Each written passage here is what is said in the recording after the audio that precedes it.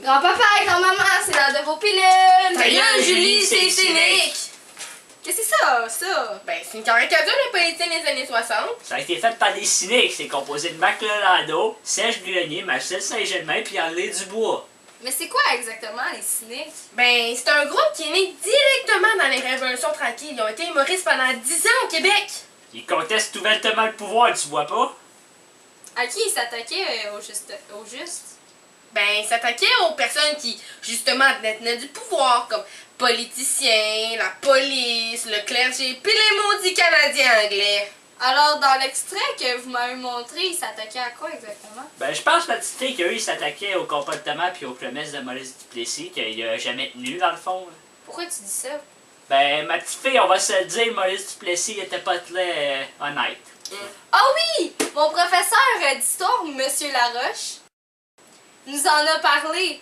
Il disait que Maurice Duplessis faisait davantage du favoritisme pour les agriculteurs, comme le montre dans le fond la vidéo. Ah ouais, vraiment, c'était un très grand conservateur. Il se préoccupait pas du monde dans les villes. C'est pour ça qu'il y avait des mauvaises conditions de vie et des mauvaises conditions de travail. Par exemple, il a nationalisé l'électricité des campagnes avant les villes, le salaud.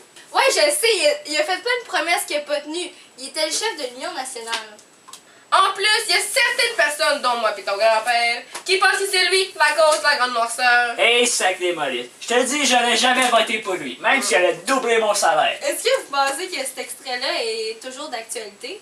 Eh ben, moi, je pense que oui, OK? Ce fait que Maurice Duplessis n'a pas ses promesses, ça a fait rapport aux politiciens d'aujourd'hui. Ils font la même chose. Pas de promesses, ça fait rien. En tout cas, oui, par exemple, Parti québécois. Ils ont dit qu'ils allaient nationaliser l'électricité éolienne. Ils l'ont toujours pas fait. Ah ouais, puis j'ai entendu parler aussi de le truc là, naturel, là, comme le régime minier, c'est ça? Ouais, c'est ça. Ouais. Eh ben merci. Je vais parler de ça à mon prof d'histoire.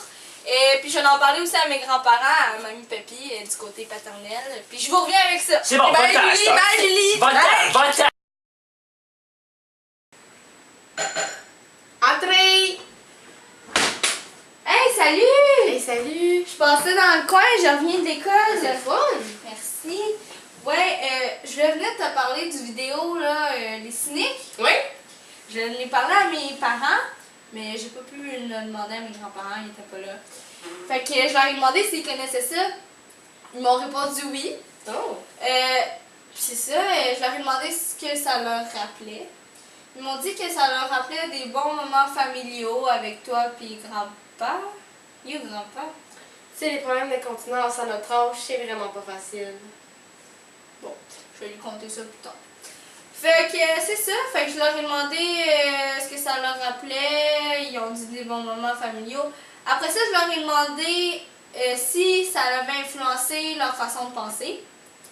Ils m'ont répondu non, parce que justement, ils trouvaient que c'était un humour intelligent, mais ils prenaient ça à la légère et il n'y avait pas vraiment d'influence, là.